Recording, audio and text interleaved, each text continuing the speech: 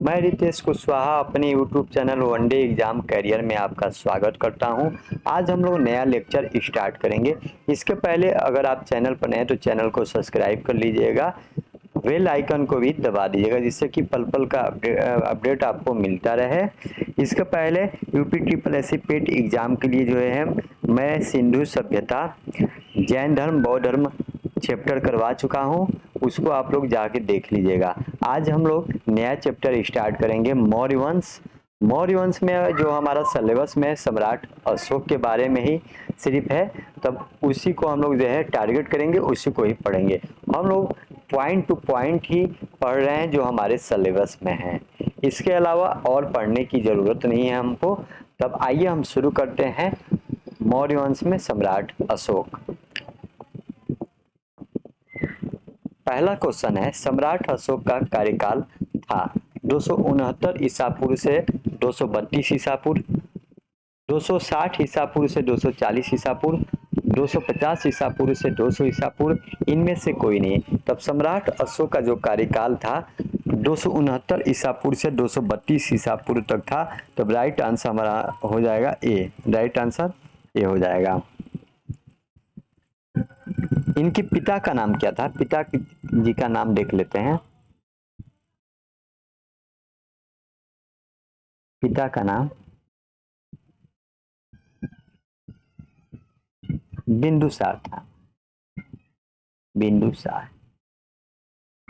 इसके पहले हम किसी वीडियो में अशोक जी के पिता का नाम जो है अजातशत्रु बता दिए हैं। अजातशत्रु नहीं, उदयन बताए थे, तब उसको आप लोग सही कर लीजिएगा। इनके पिता का नाम जो है बिंदुसार होगा। अशोक का जन्म कितने ईसा पूर्व में हुआ था? 350 ईसा पूर्व, 342 ईसा पूर्व, 302 ईसा पूर्व या 305 ईसा पूर्व। तब अशोक का जन्म जो है 302 ईसा पूर्व में हुआ था। तब राइट आंसर आपका जो है सी हो जाएगा। अशोक का जन्म 302 ईसा पूर्व में होगा। अब इनका जन्म कहाँ पर हुआ है? इनका जन्म पाटलिपुत्र में हुआ है। पिता का नाम बिंदुसार है, माता का नाम जो है शुभ्र शुभ्र रांगी है। तो जो है इसको नोट कर लीजिए। जन्म कहाँ पर हुआ था? जन्म स्थान, जन्म स्थान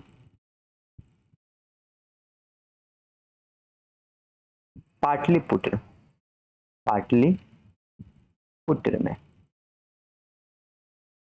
और ये इनके पिताजी का बिंदुसार का कार्यकाल नोट कर लीजिए। 298 ईसा पूर्व से जो है 269 ईसा पूर्व। गौतम बुद्ध अशोक जो है बौद्ध धर्म को मानते थे, जबकि बिंदुसार जो है आजीवक संप्रदाय को मानते थे। अशोक ने अपना राज्याभिषेक कितने वीसी में करवाया था? वीसी का मतलब ईसा पूर्व में करवाया था। 269 ईसा पूर्व, 232 ईसा पूर्व, 205 ईसा पूर्व, 260 ईसा पूर्व।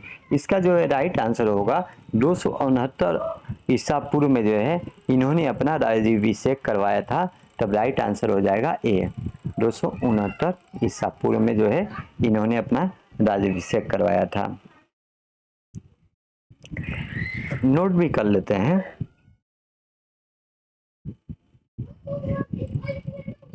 यहाँ पर नोट कर लीजिए।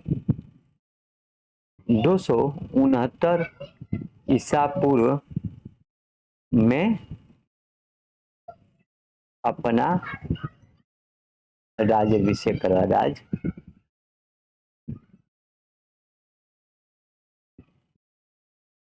269 में राज्याभिषेक करवाया इन्होंने। इन्होंने राजा बनने के लिए अपने 99 भाइयों की हत्या की। और ये जो है कहाँ से मिलता है? साक्ष्य जो है बौद्ध ग्रंथ से मिलता है कि इन्होंने अपने 99 भाइयों की हत्या की। तब इसको भी नोट कर लीजिए। बौद्ध ग्रंथ के अनुसार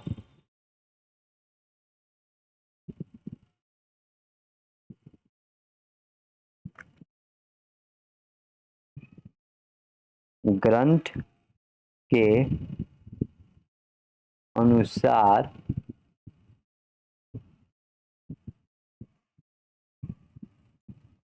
अशोक ने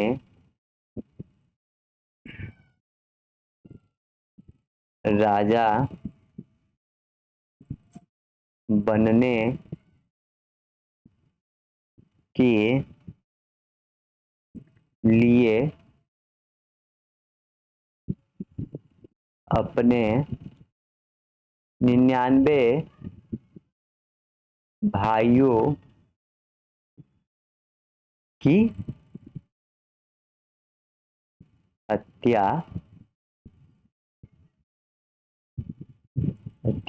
करके एक कुआं में डाल दी थी। पहले अशोक बहुत ही क्रूर था। जब ये राजा बनना था, इसको जो है राजा बनना चाहा, तो उस समय जो है अपने 99 भाइयों की हत्या कर दी। 99 भाइयों की हत्या करके जो है ये राज सिंहासन पर बैठा। तब इसका जो है राजवंश कितने ईसा पूर्व में हुआ? 269 ईसा पूर्व में हुआ। चौथा, अशोक ने कलिंग पर आक्रमण कितना ईसा पूर्व में किया था? ये आक्रमण होगा, यहाँ पर गलती हो गया है, आक्रमण कर लीजिएगा यहाँ पर, आक्रमण। ये जो है अशोक ने कलिंग पर आक्रमण कितना ईसा पूर्व में किया था? 265 ईसा पूर्व, 261 ईसा पूर्व, 269 ईसा पूर्व या 271 ईसा पूर्व? तब इसका जो है राइट आंसर जो है 261 ईसा पूर्व में जो है इसने कलिंग पर आक्रमण किया था। और कलिंग आक्रमण के बाद ही इसका हृदय परिवर्तित हो गया था और युद्ध नीति को वहां से जो है अशोक जो है त्याग दिया था। तब इसके विषय में आप नोट कर लीजिएगा। अशोक ने राज्य अभिषेक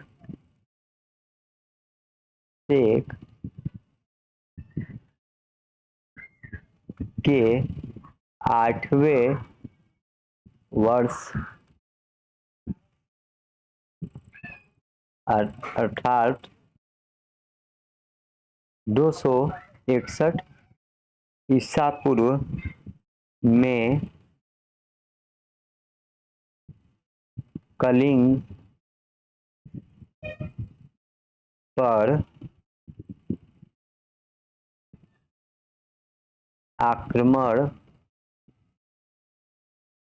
आक्रमण किया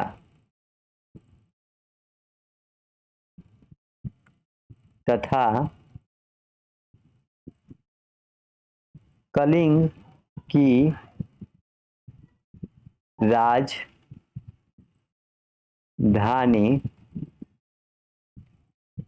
तोसली पर अधिकार कर लिया। तोसली पर अधिकार कर लिया। तब 261 ईसा पूर्व में जो है अशोक ने कलिंग पर आक्रमण किया और कलिंग पर आक्रमण करके वहां पर अधिकार कर लिया और कलिंग युद्ध के बाद ही इसका हृदय परिवर्तित हो गया। क्वेश्चन छठवां है, अशोक का हृदय किस युद्ध के बाद बदला हुआ हो गया? यहाँ पर जो है मिस्टेक है क्वेश्चन में, इसको सही कर लीजिएगा। किस युद्ध के बाद बदल गया? के बाद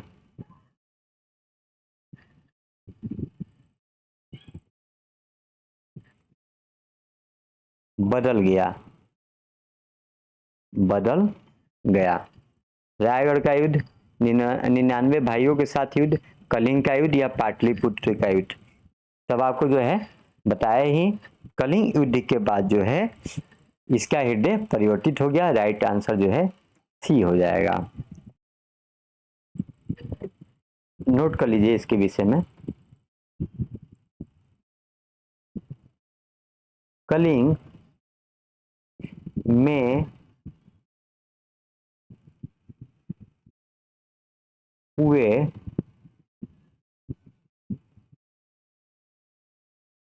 भीषण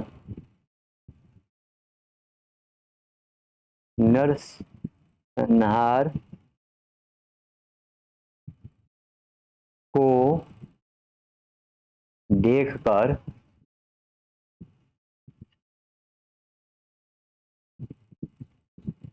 अशोक का हृदय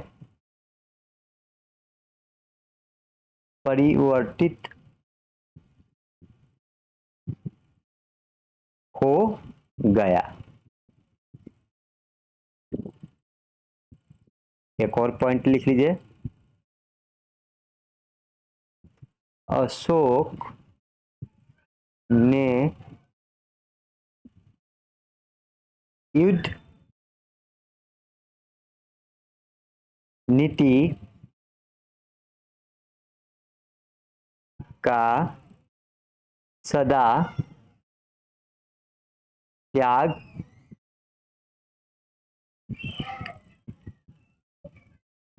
दिया। अशोक ने युद्ध नीति सदा त्याग दिया और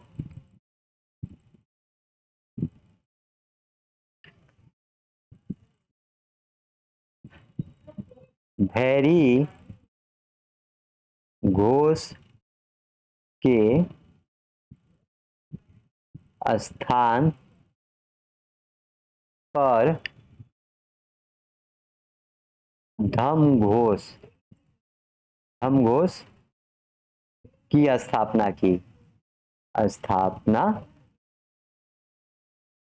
किया। कलिंग युद्ध के बाद इसका अड्डे परिवर्तित हो गया।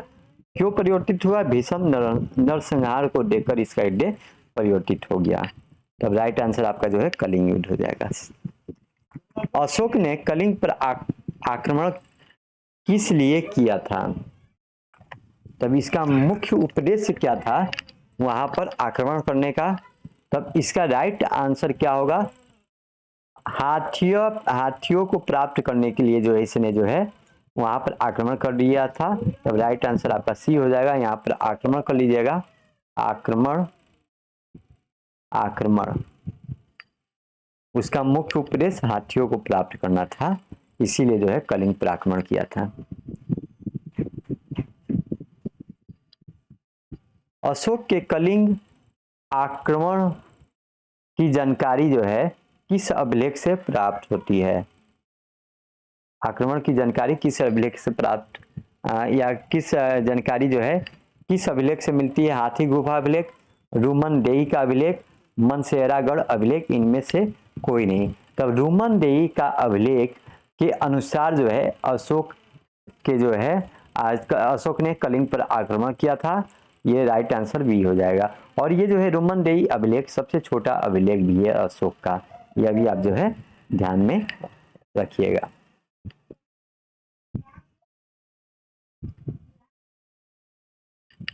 किस युद्ध के बाद अशोक ने बौद्ध धर्म अपना लिया? रायगढ़ का युद्ध, कलिंग का युद्ध, 99 भाइयों के साथ युद्ध, पाटलिपुत्र का युद्ध। तब जो है ये जो है इस युद्ध के बाद अशोक ने बौद्ध धर्म अपना लिया। तो रायगढ़ का युद्ध हो जाएगा या जो है बौद्ध धर्म का युद्ध कौन सा होगा? तब कलिंग के युद्ध के बाद जो है इसने जो है कलिंग युद्ध के बाद जो है बौद्ध धर्म अपना लिया था। इसके पहले क्या क्वेश्चन था? अशोक के कलिंग आक्रमण की जानकारी किस अभिलेख से मिलता है? रूमनदेई का अभिलेख। ये क्वेश्चन जो है इधर उधर हो गया है, इसको जो है आप जो है देख लीजिएगा, सही कर लीजिएगा। अशोक ने कलिंग पर आक्रमण किस लिए किया था? तो ये हाथियों प्राप्त करने के लिए जो है किया था। ठीक, 7वां क्वेश्चन। 7वां के बाद आपका 5वां हो गया है। अशोक के कलिंग आक्रमण की जानकारी किस अभिलेख से मिलती है? तब जो है ये किस अभिलेख से मिलती है? रूमनदेई का अभिलेख, हाथी गुफा अभिलेख, मनसेरागढ़ अभिलेख, इनमें से कोई नहीं। तब यहाँ पर जो है रुमनदेही के अभिलेख से तो नहीं मिला है, हाथी गुफा अभिलेख से जो है कलिंग आक्रमण की जानकारी मिला है। तब यहाँ पर जो है ये सही होगा आपका जो है हाथी गुफा अभिलेख, यहाँ पर जो है बी नहीं होगा। अब इसके विषय में जो है नोट कर लेते हैं कुछ पॉइंट।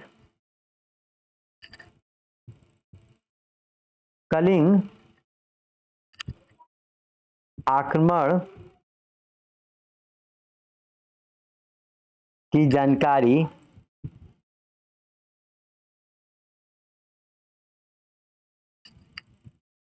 खारवेल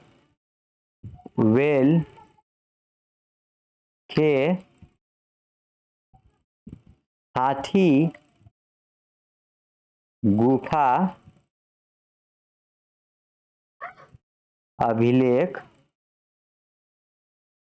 अभिलेख से मिलती है।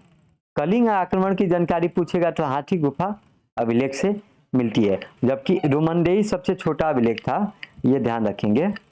और उस समय जो है कलिंग का राजा कौन था? कलिंग का राजा कौन था?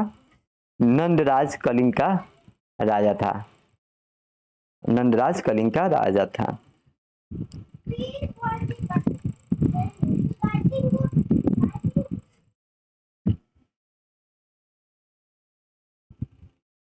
किस युद्ध के बाद जो है अशोक ने बौद्ध धर्म अपना लिया था? कलिंग युद्ध के बाद अपना लिया था। तब ये जो है आपका जो है सही हो जाएगा। अशोक शुरुआत में कौन सा धर्म मानता था? जैन, वैष्णव, बौद्ध या ब्राह्मण? तब जो है कौन सा धर्म मानता था? तब ये जो है स्टार्टिंग में जो है ब्राह्मण धर्म को मानता था, ये ब्राह्मण था स्टार्टिंग में, बाद में जो है बौद्ध धर्म को अपना लिया। 9th नंबर क्वेश्चन छूटा है। बौद्ध धर्म अपनाने की प्रेरणा अशोक को किससे मिली? अपने भतीजे निग्रोस से, उपगुप्त से? तब जो है अपने भतीजे निग्रोस से जो है बौद्ध धर्म अपनाने की प्रेरणा इसको मिली।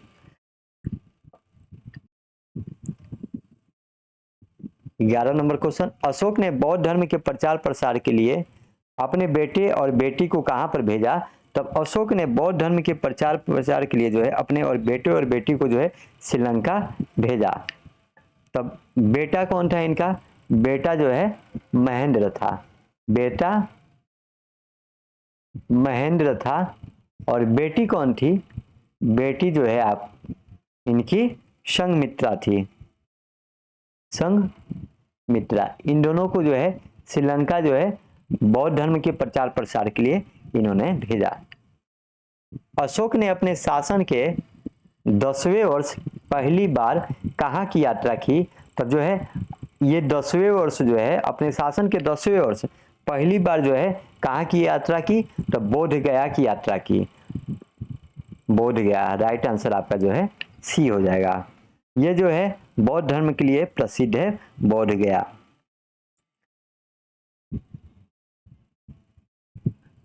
बीसवें वर्ष कहाँ पर गए थे? 20वें वर्ष जो है ये लुम्बिनी गए थे।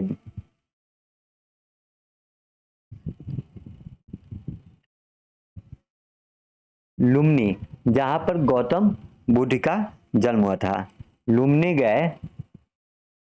गए और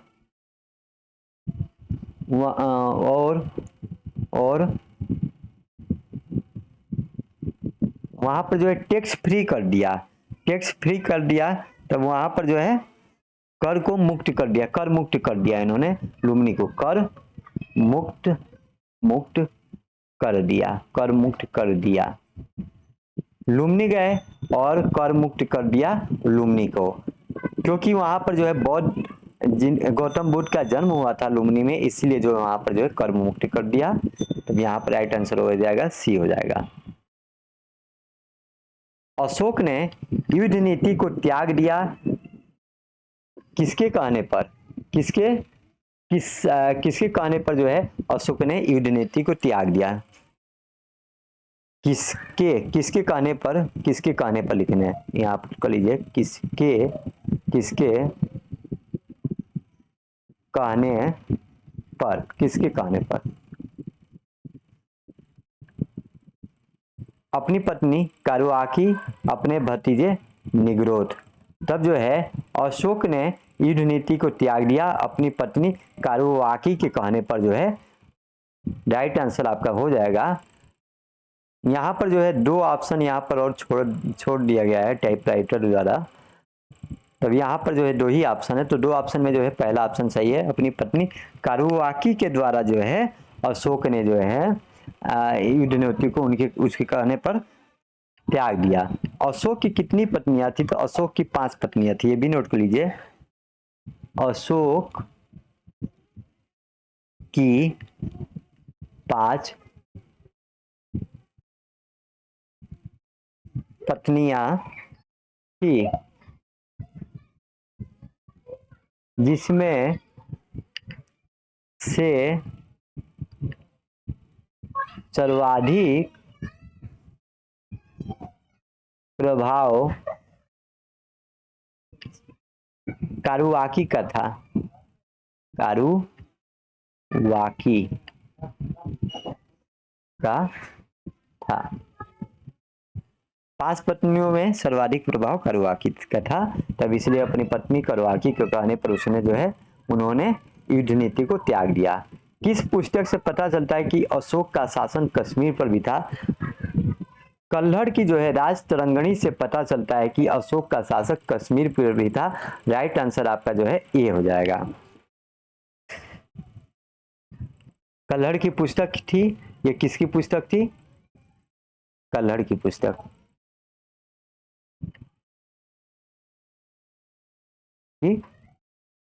थी।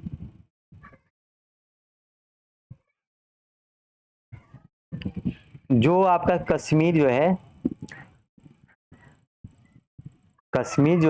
कश्मीर में एक शहर बसाए थे अशोक ने, श्रीनगर को। और श्रीनगर जो है किस नदी के किनारे है? झेलम नदी की किनारे है। श्रीनगर की स्थापना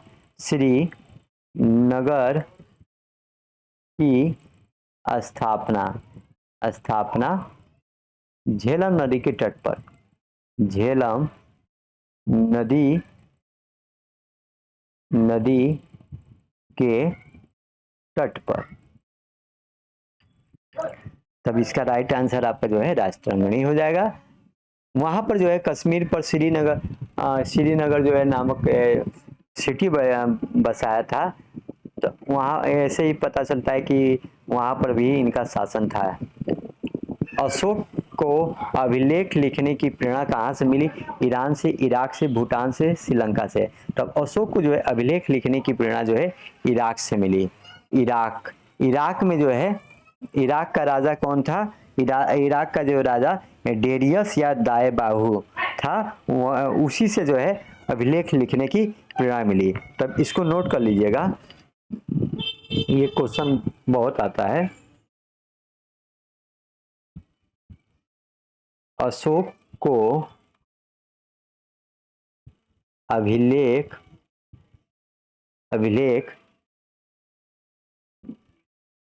लिखने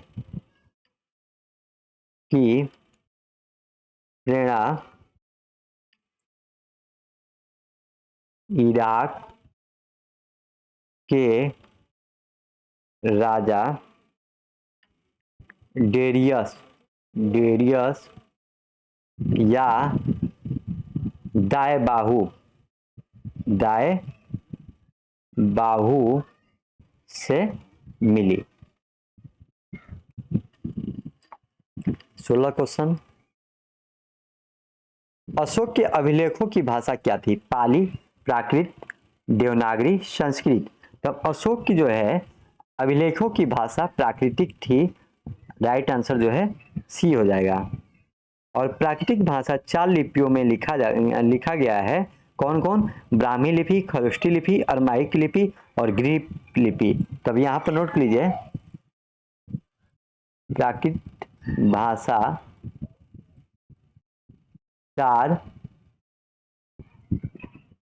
लिपियों में लिखा गया है। कौन कौन? ब्राह्मी लिपि, खरोष्ठी लिपि, अरमाइक लिपि, ग्रीक लिपि। 17 नंबर क्वेश्चन, अशोक के अभिलेखों को पढ़ने तथा समझने में पहली सफलता किसने पाई? तब जो है पहली बार जो है सफलता कनिंघम में पाई, राघवाचार्य ने पाई, जेम्स प्रिंसेस या मैथ्यू ने। तब जो है अशोक के अभिलेखों को पढ़ने तथा समझने में पहली सफलता जो है जेम्स प्रिंसेस ने पाई। आंसर नंबर सी हो जाएगा। देवनाम प्रियदर्शी किसे कहा जाता है? तब देवनाम प्रियदर्शी जो है अशोक को कहा जाता है। तब अशोक को जो है देवनाम प्रियदर्शी सम्राट अशोक को कहा जाता है। राइट आंसर जो है ए हो जाएगा। यहाँ पर नोट कर लीजिए या इसको जो है नोट भी नहीं कर लीजिएगा, ये बस ध्यान में रखिएगा। अशोक ने अपने अधिकतर अभिलेखों में अपना नाम देवनाम प्रियदर्शी, जिसे क्या कहा जाता है देवताओं का पसंद, लिखा गया है अधिकतर अभिलेखों में। क्वेश्चन नंबर 19, अशोक का स्पष्ट नाम अशोक किस अभिलेख में लिखा गया है? मध्य प्रदेश का गुर्जरा, कर्नाटक का मास्की और नेदर अभिलेख। तब जो है अशोक का नाम अशोक जो है किस अभिलेख में मिलता है? तब कर्नाटक का मास्की, कर्नाटक का जो है मास्की है, यहाँ पर जो है अशोक का नाम अशोक लिखा हुआ मिलता है।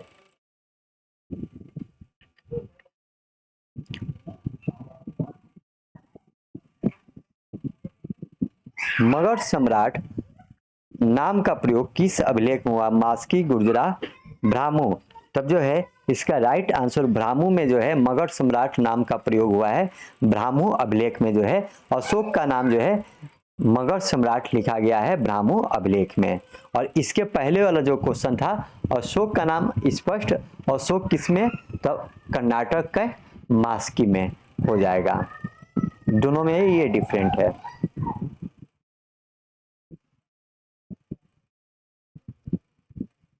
यहाँ पर सॉरी, यहाँ पर सही कर लीजिएगा, ये आपका जो है अशोक का नाम अशोक मध्य प्रदेश के गुजरा अभिलेख में भी, कर्नाटक का मास्की अभिलेख और नेदर अभिलेख सभी में जो है अशोक का नाम जो है क्या लिखा गया है? अशोक लिखा गया है स्पष्ट रूप से। तब इसका जो है सही सभी हो जाएगा। अशोक का सबसे बड़ा शिलालेख कौन सा है? 5वां शिलालेख है, दूसरा शिलालेख है, 8वां शिलालेख है, 7 शिलालेख है। तब जो है अशोक का सबसे बड़ा शिलालेख कौन सा है? अशोक का जो है सबसे बड़ा शिलालेख कौन सा है? 5वां शिलालेख है, दूसरा शिलालेख है, 8वां शिलालेख है। इसमें जो है आंसर ही नहीं है। तब यहाँ पर जो है आप कर लीजिएगा डी में जो है 13वां शिलालेख, 13वां शिलालेख, शिलालेख यही आपका राइट आंसर होगा। 13वां शिलालेख जो है सबसे बड़ा शिलालेख है और सबसे छोटा जो है कौन सा है? रोमनदेही का अभिलेख सबसे छोटा है। कलिंग युद्ध की चर्चा किस शिलालेख में? तब कलिंग युद्ध की चर्चा जो है 13वें शिलालेख में है और ये सबसे बड़ा शिलालेख भी है। तब 13वां शिलालेख में जो है कलिंग युद्ध की चर्चा है। अशोक के लघु शिलालेख कितने हैं? अशोक के जो है लघु शिलालेख आपकी जो है 7 है। राइट आंसर जो है बी हो जाएगा।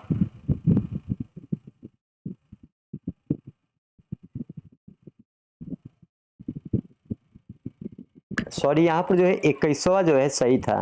आज जो है मिस्टेक बहुत हो रहा है, तब इसके लिए मैं आपसे क्षमा मांगता हूँ। ये आपका जो है सही था। सबसे बड़ा शिलालेख पूछा है तो आपका जो है 7वां ही होगा। और सबसे जो है कलिंग युद्ध की चर्चा का विषय पूछेगा तो आपका जो है 13वां हो जाएगा। तब आपका जो है राइट आंसर क्या हो जाएगा? आपका जो है 7वां शिलालेख जो है सबसे बड़ा शिलालेख है।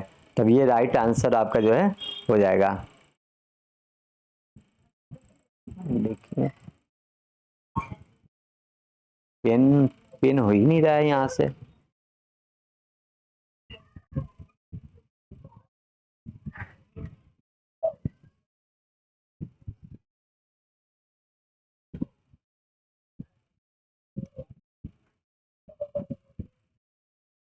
यहाँ पर जो है 7वां शिलालेख आपका सही है। फिरोज शाह तुगलक ने किस अभिलेख को मेरठ से दिल्ली में स्थापित किया था? मेरठ अभिलेख को, रामपुरवा अभिलेख को, 14वां अभिलेख को, इनमें से कोई नहीं। तब जो है फिरोज शाह तुगलक ने जो है मेरठ अभिलेख को जो है मेरठ से दिल्ली में स्थानांतरित किया था। ऐसे स्पष्ट हो जा रहा है मेरठ से दिल्ली में कौन जाएगा? मेरठ वाला ही जाएगा, मेरठ अभिलेख। तब आपका जो है ए सही होगा 24वां का। अशोक ने कितने हजार स्तूपों का निर्माण करवाया था? अशोक ने जो है आपका 60,000 स्तूपों का निर्माण, 50,000 स्तूपों का निर्माण, 75,000 स्तूपों का निर्माण, या जो है 84,000। तब यह आपका राइट आंसर जो है आपका डी हो जाएगा। 84,000 स्तूपों का निर्माण करवाया था। देख लीजिए, अब कोई क्वेश्चन तो छूटा नहीं है इसमें।